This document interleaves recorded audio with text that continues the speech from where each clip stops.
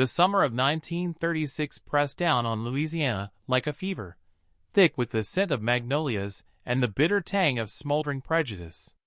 The heat clung to the skin, just as the weight of unspoken rules clung to the town of Opelousas, where the road split between white wealth and black struggle, where love like theirs had no place except in the stolen corners of the night. Isaiah Walker knew this. He knew it in the way his mother's hands trembled when she spoke of the past, in the way the sheriff's eyes lingered too long on him when he dared to walk down Main Street. And yet, none of that stopped him from loving her. None of it stopped him from letting Eleanor Davenport pull him into the world where they were only two souls, untethered from the chains of skin and expectation. She was the daughter of a banker, raised in privilege, her life paved with silk and silver, but her heart beat wild against the bars of her gilded cage. She met Isaiah one sweltering afternoon at the edge of the cane fields, where the workers broke their backs beneath the sun, and she saw something in him that neither of them could name, something that burned brighter than fear. It began with a glance, a moment too long, the kind that lingered in the air like the first drops of rain before a storm. Then came the words, hushed and urgent, exchanged in places where the world couldn't see them. Then came the touch, the trembling fingertips grazing skin that the law deemed untouchable. Every stolen moment carried the weight of a noose, every whispered promise carried the scent of blood. They knew the danger, knew that to be caught was to invite the wrath of a town that had no mercy for love that defied its order. But love is a reckless thing, and Isaiah found himself unable to resist the nights when Eleanor would slip from her father's house, her hair unbound, her breath quick with the thrill of secrecy. They met by the river, beneath the cypress trees that stood like silent witnesses, their roots tangled beneath the water like the histories that bound them. She would press herself against him, fingers tracing the calluses on his hands, whispering dreams of escape, of cities where their love would not be a death sentence. But Isaiah had seen too much to believe in fairy tales. He had seen men like him dragged from their homes, their bodies found swinging from trees, their names swallowed by silence. He knew the price of being born in his skin, and he knew that no matter how tightly Eleanor held him, no matter how fiercely she swore that she would defy the world for him, the world was always watching. And the world was merciless. The first warning came in the form of a note, slipped beneath the door of his home, scrawled in jagged, angry letters. "Stay away from her, boy." The second came in the form of silence, the kind that settled over a town before violence came, the kind that made the air taste like metal, like something about to break. Eleanor begged him to run. "We could leave tonight," she whispered, eyes wide with something close to desperation. "We could disappear." But Isaiah knew there was no disappearing for men like him. The world would follow. And yet, when she pressed her lips to his, when she clung to him like he was the only thing keeping her from drowning, he let himself believe, just for a moment, that maybe they could outrun fate. But fate was already moving. It moved in the hands of the men who watched too closely, in the whispers that curled through the town like smoke. It moved in the way her father's jaw clenched when he saw the way Eleanor looked at Isaiah, in the way the sheriff lingered outside his home, tipping his hat with a smile that never reached his eyes. It moved in the shadows that stretched long beneath the street lamps, in the scent of whiskey and sweat and hate that gathered like a storm waiting to break. And one night it did. The knock came as Isaiah was fastening his boots, the sound sharp and final. He knew, even before he opened the door, that his time had run out. They gave him no time to beg, no time to run. Hands grabbed him, rough and unyielding, dragging him into the night, into the waiting arms of men who had decided that his love was a crime that only blood could pay for. He thought of Eleanor as they pulled him toward the waiting truck, thought of her hands, her laughter, the way she had traced promises into his skin. He thought of the way she had made him believe, even for a moment, that love could be stronger than the world.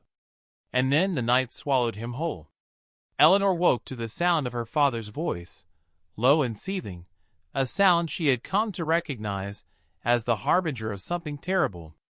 She slipped from her bed, heart pounding, pressing herself against the wooden banister to hear the voices that rose and fell like a distant storm. "It's done," someone said, the words thick with the satisfaction of a man who had carried out a duty, not a crime. Her father sighed, a slow, measured breath, and then came the sound of glass meeting wood, a drink, a toast to ruin. Eleanor felt the bile rise in her throat before the truth could fully take shape, and then she was running, feet bare against the cool hardwood, her nightgown billowing behind her like a ghost. She didn't feel the splinters when she flung open the front door, didn't hear the warning her father called after her, because the only sound that mattered was the wind howling through the trees as she ran. The road stretched before her, long and empty, but she knew where it led. Her lungs burned, her breath came in ragged gasps, but she didn't stop, not when the fields loomed on either side of her like silent witnesses, not when she saw the dark shapes of men retreating in the distance, their laughter still clinging to the night air. And then she saw him. Her body convulsed with a silent scream as she collapsed beside him, her hands trembling as they reached for him. But there was no warmth left in him, no breath, only the cruel stillness of a life stolen. Rope still bit into the skin of his throat, his eyes open to the sky, to the stars that had watched and done nothing. "No," she choked, her fingers brushing the blood that had dried along his temple, the cruel wounds that spoke of the suffering they had inflicted before they had finished him. Her hands pressed against his chest as if she could will his heart to beat again, her forehead dropping to his as she let out a sound that was not quite a sob, not quite a scream, something raw and broken that carried into the night. The world blurred, time ceased, and all that remained was the unbearable truth that he was gone. Footsteps approached, slow and deliberate, and when she looked up, the sheriff stood over her, his face unreadable in the dim light. "Go home, Miss Eleanor," he said, his voice as calm as if he were telling her to leave a Sunday picnic. "This ain't a place for you." Her eyes burned with fury, her grief turning to something sharp and volatile as she rose to her feet, the weight of Isaiah's blood still clinging to her skin. "You did this," she hissed, her voice trembling, but he only tipped his hat, the shadow of a smirk touching his lips. "The world did this, Miss Davenport. Best you learn that now." She wanted to scream, to claw at him, to make him feel even a fraction of the pain tearing through her, but instead, she turned and ran, back through the fields, back through the town that had conspired in silence, back to the house where she had been born into a world that had given her everything except the right to love him. Days passed in a haze, her father speaking in measured tones, her mother's hands cold as she held Eleanor's face and told her that time would heal this, that it was better this way. But Eleanor could not be soothed, could not be reasoned with, because Isaiah was dead and she was still breathing, and that felt like the greatest betrayal of all. She stopped eating, stopped speaking, moving through the house like a specter, her only solace the nights when she sat by her window, staring at the river where they had met, the place where he had once held her and whispered dreams into her skin. And then, one night, she found the letter. Hidden beneath the floorboard of the abandoned cabin where they had once stolen their moments, the paper yellowed and creased from the weeks it had waited for her. Her fingers trembled as she unfolded it, her breath catching as she saw his handwriting, bold and sure despite the uncertainty that must have filled him as he wrote. "Eleanor, if you are reading this, it means we did not get away in time. It means I am gone. But before I go, I need you to know the truth. I need you to know that I was never just a man who worked these fields. I was never just another Negro boy for your town to erase. My mother was not just a housemaid, and my father was not the man who raised me. Your father, Eleanor. Your father is mine too." The word struck her like a blow, the world tilting as her breath left her in a sharp gasp. No, it couldn't be. It was a lie, a cruel trick played by the universe, by fate, by the same forces that had stolen him from her. But deep down she knew. She had always known something lay in the way her father's eyes lingered too long on Isaiah, in the quiet, unspoken things that had always existed between them. He had known. Her father had known. And still, he had let them take Isaiah, let them murder his own blood. The room spun, her hands tightening around the letter until the paper nearly tore. A sob wrenched itself from her chest, but it was not just grief that filled her now. It was something deeper, something colder. The weight of a truth that changed everything, and nothing all at once. She thought of Isaiah's smile, the way he had held her hand even when fear pressed in from all sides. She thought of the world that had destroyed them. And then she thought of what she would do next. The weight of the revelation pressed against her chest like an iron brand, burning through her ribs, searing into her bones. Her breath came in short, ragged gasps as she read the words again, her fingers tracing the ink as if she could summon him back through the sheer force of her will. Her father was Isaiah's father. The same man who had sipped bourbon and tipped his hat to the men who had dragged Isaiah into the night. The same man who had built his fortune on the backs of those like him. The same man who had sat at the head of their long dining table and spoken of legacy, of purity, of the natural order of things. The bile rose in her throat, and she barely made it outside before she emptied the contents of her stomach into the grass, the cool night air offering no relief from the sickness twisting inside her. Her hands trembled as she clutched the letter to her chest, the paper damp with sweat and the salt of her tears. Her father had murdered his own son. He had known. He had always known. The knowledge settled inside her like a slow-burning fire, something that would not be extinguished, something that would not let her rest. She thought of Isaiah's eyes, dark and deep and filled with a quiet kind of knowing, as if he had always suspected that the world was even crueler than he had imagined. Had he wanted to tell her? Had he planned to take her away before the truth could swallow them both whole? And why? Why had he written this letter at all, unless he had known that his days were numbered? Her legs felt unsteady beneath her as she forced herself upright, her vision narrowing to the single path that led back to the house that no longer felt like home. Each step felt heavier than the last, but she did not stop, not even when she reached the front steps and saw the dim glow of the oil lamp still burning inside her father's study. He was awake. Good. Let him be awake. Let him see her. Let him understand what he had done before she destroyed him. The door swung open with a sharp crack as she stepped inside, the force of it rattling the chandelier above the grand foyer. She could hear her mother stirring upstairs, the slow creak of bed springs, the hushed murmur of worry, but she ignored it. Her fingers curled tighter around the letter, the edges cutting into her palm as she pushed open the heavy door to her father's study. He was sitting behind his desk, just as he always was at this hour, a glass of whiskey in his hand, the dim glow of the lamp casting long shadows across his face. He looked up at her, his expression unreadable, but something flickered in his eyes when he saw her, something that told her he already knew why she was here. "Eleanor," he said, his voice measured, careful. "What are you doing awake?" The rage inside her coiled tighter, a serpent ready to strike. She didn't speak.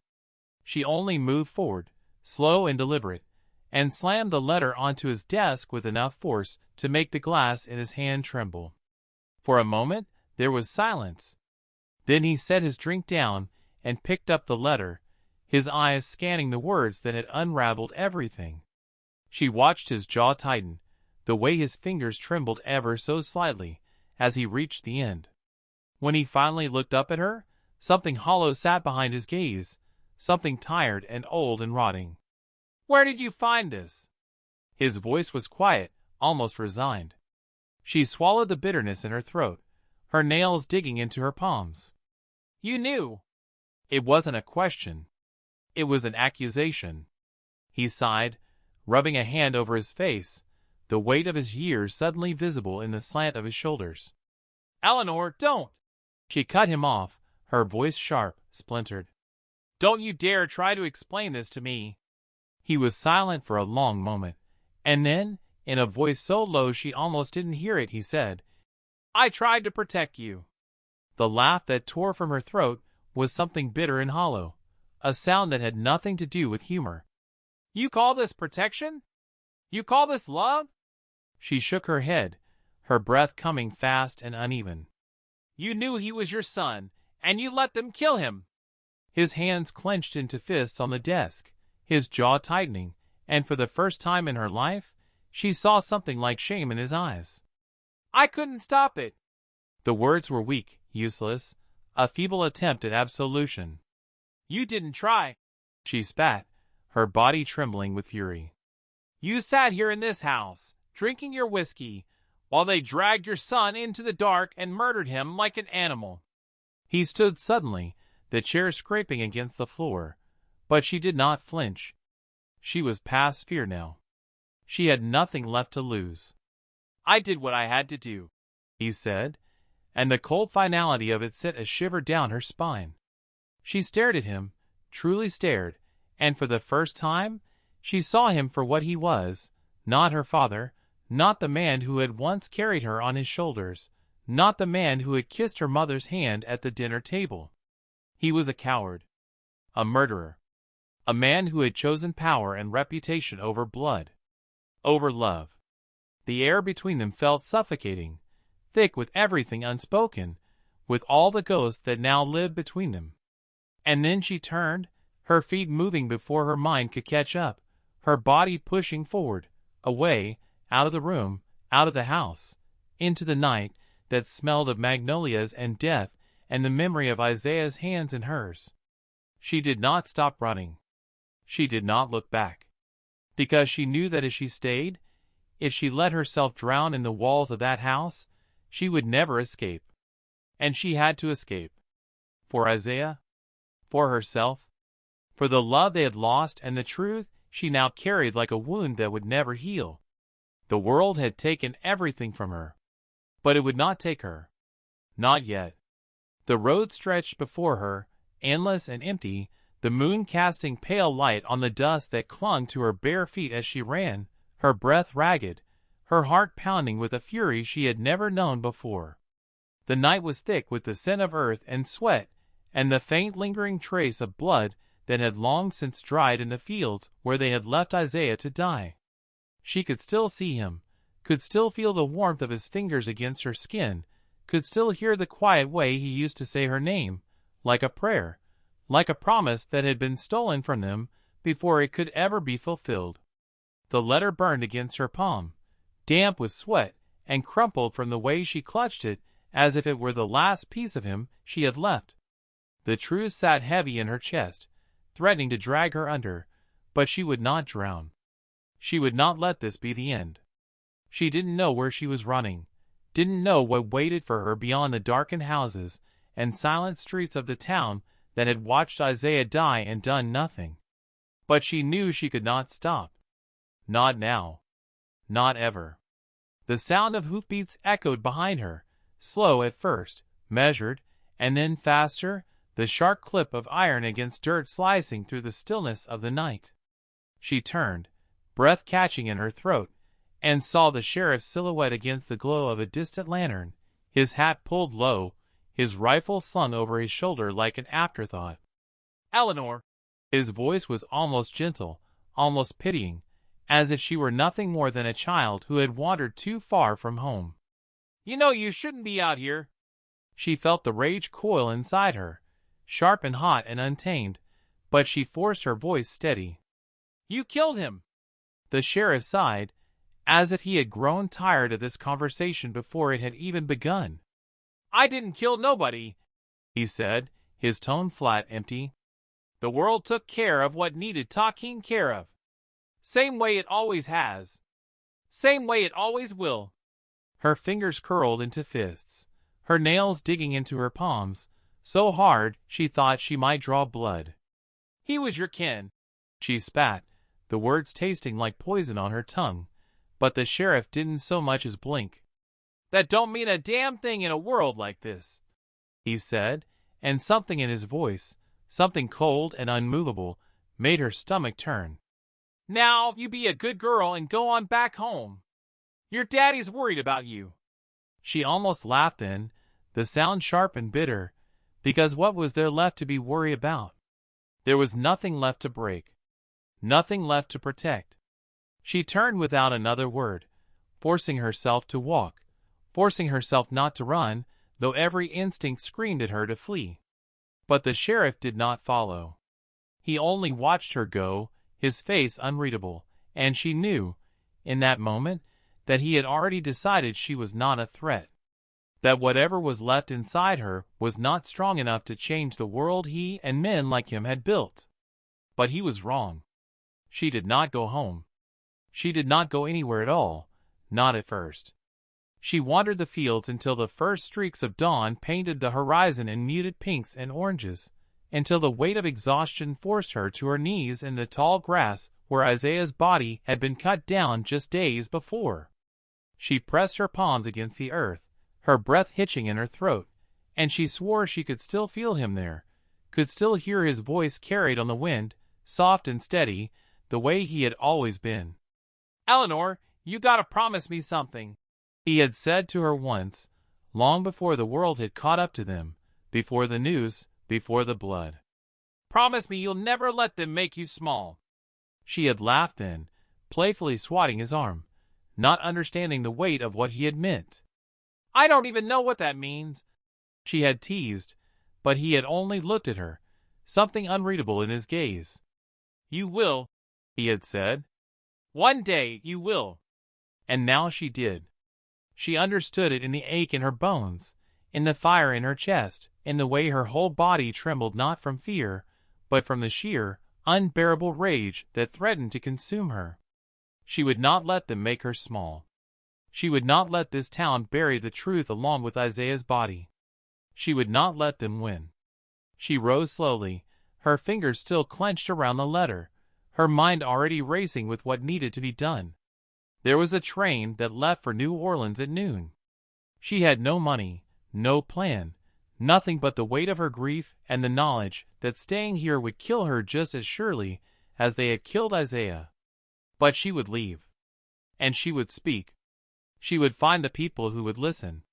She would make them listen.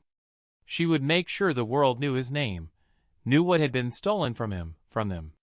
She would take the truth and carve it into the bones of history so that no one, not her father, not the sheriff, not the whole damn town, could ever erase it. The wind whispered through the trees as she turned toward the road, her steps slow at first, then quicker, surer. She did not know what waited for her beyond the town line. But she knew that whatever it was, it would be hers. And for the first time since Isaiah's death, she did not feel afraid.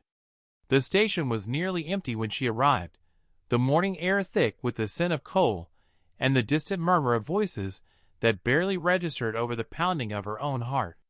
A single lantern flickered above the ticket counter, casting long shadows against the wooden walls, the rhythmic churning of an approaching train rumbling like distant thunder.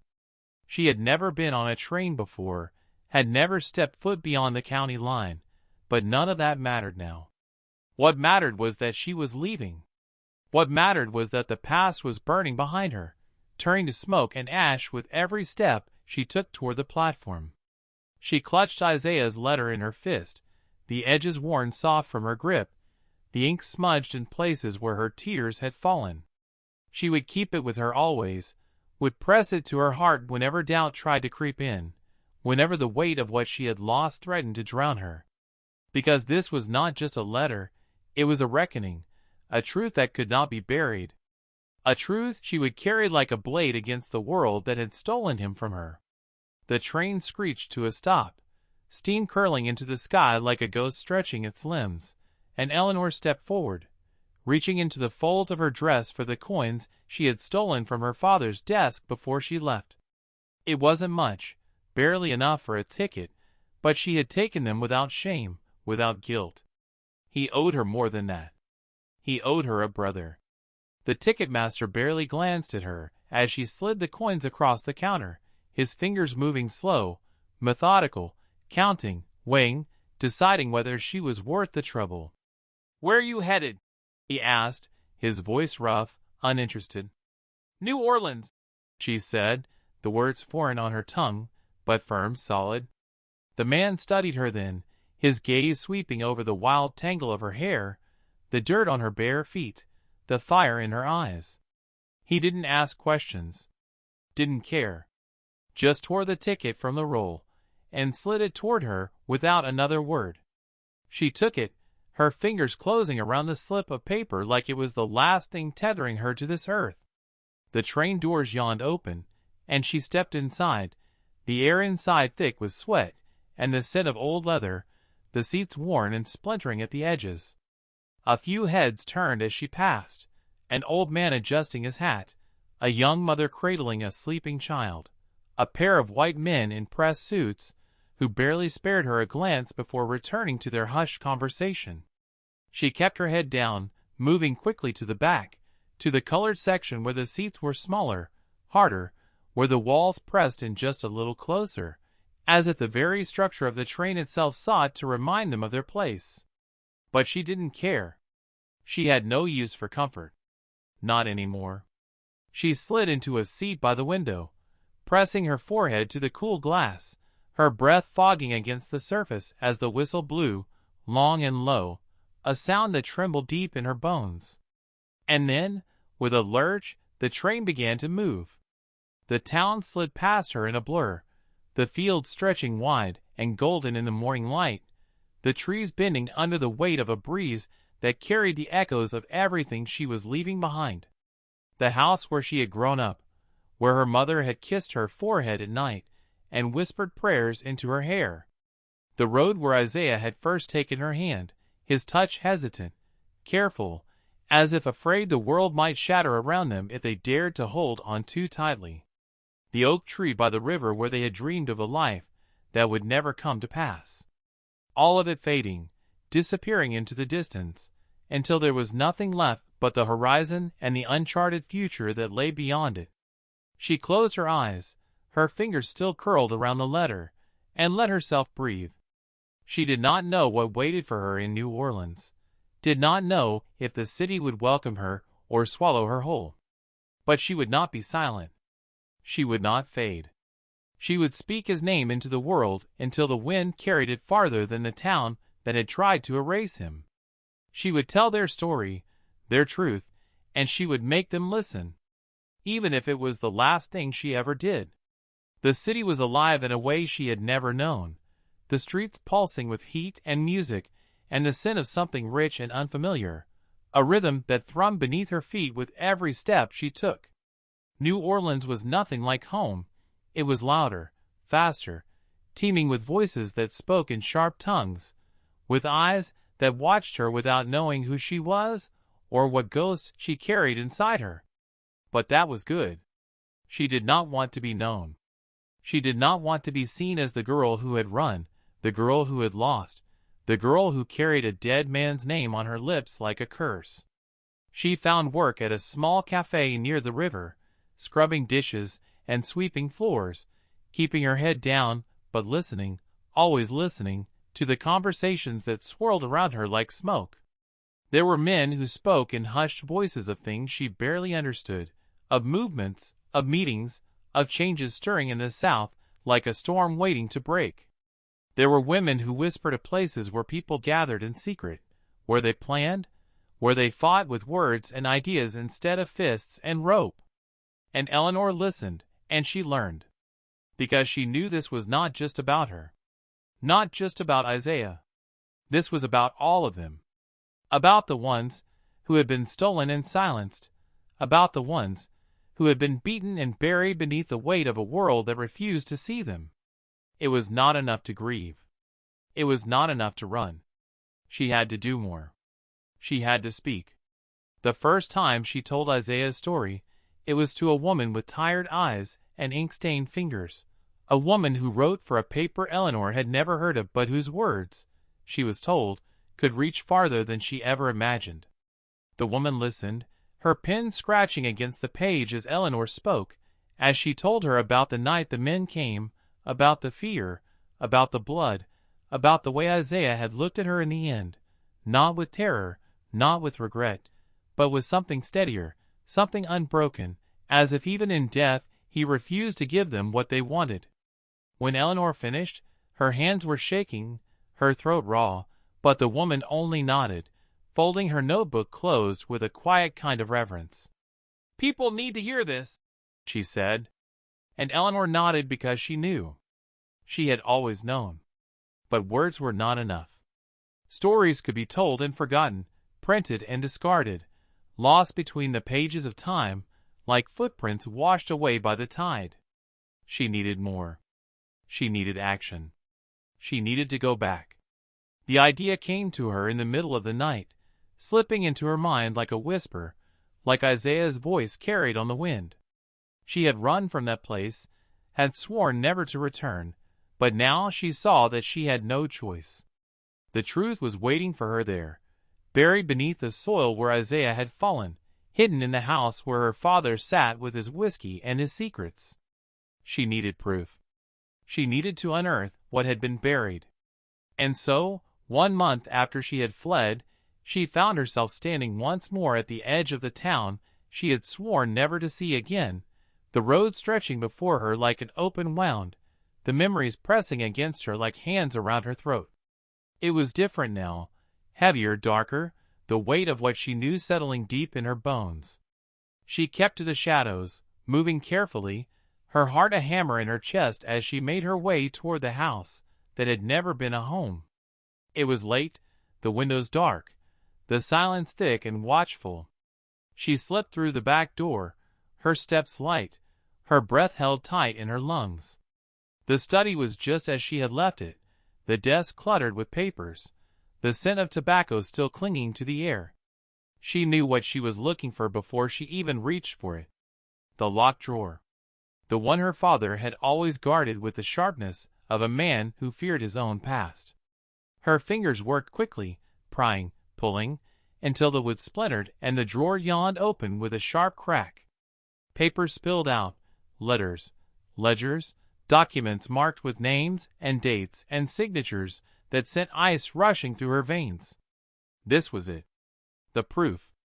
The record of what had been done, of the names of the men who had conspired, who had planned, who had signed their names to Isaiah's death as if it were nothing more than a business transaction. She barely had time to think before she heard it, the sharp click of a gun being cocked behind her. "I wondered if you'd come back." Her father's voice was low, steady, carrying the weight of something unreadable. She turned slowly, the papers still clutched in her hands, her pulse roaring in her ears. His face was unreadable in the dim light, but his eyes told her everything. He had always known this day would come, that she would not stay gone, that she was not like her mother or the other women who had learned to live in silence. She was his daughter, yes, but she was also Isaiah's sister, and that was something he could never control. "You should have stayed gone, Eleanor," he said, his finger tightening on the trigger, his expression unreadable.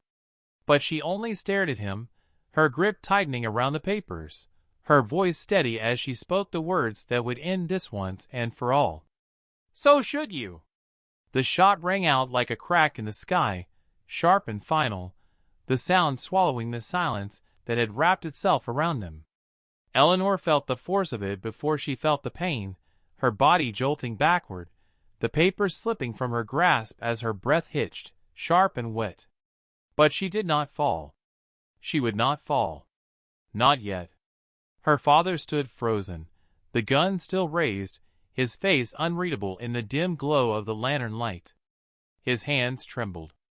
Just slightly. Just enough. And in that moment, she understood, he had never been as strong as he wanted the world to believe. He had never been anything more than a coward hiding behind the weight of his name, behind the rules of a world built to protect men like him. And he was afraid. Of her. Of what she knew. Of what she carried in her hands, in her blood, in her voice. She pressed a hand to her side, felt the warmth spreading beneath her fingers, sticky and thick, but she did not waver. She took a step forward. He took a step back. For the first time in her life, she saw it, her power. Not the kind that came from wealth or skin or violence, but the kind that could not be touched, could not be destroyed, the kind Isaiah had seen in her long before she had seen it in herself. "You can't stop this," she whispered, her voice steady, unshaken. "You can't stop me." And she knew then that she had already won. Because it was bigger than him, bigger than this town, bigger than the men who thought they could erase the truth with bullets and rope. The papers lay scattered at her feet, ink-stained confessions that would no longer stay hidden, that would not be burned or buried or silenced. She knelt, wincing as the pain flared hot in her ribs, but she did not let it stop her. She gathered them, pressed them to her chest, cradling them like something sacred, something holy. Then, with slow, deliberate steps, she turned and walked away. Out of the house. Out of the past. Out of the grip of a man who had already lost. She did not look back. She did not need to. The road stretched before her, dark and empty, but she did not fear the night. The truth was in her hands now. The weight of it, the fire of it, the unbreakable, unstoppable force of it. She would bring it into the light. She would make them see. She would make them remember Isaiah's name, and all the names that had been stolen before him. The wind whispered through the trees as she stepped onto the dirt path leading away from the only home she had ever known, and for the first time in her life she felt free. The pain in her side was real, the blood was real, the danger was real, but none of it mattered. She had won. And no bullet, no man, no force in this world could ever take that from her.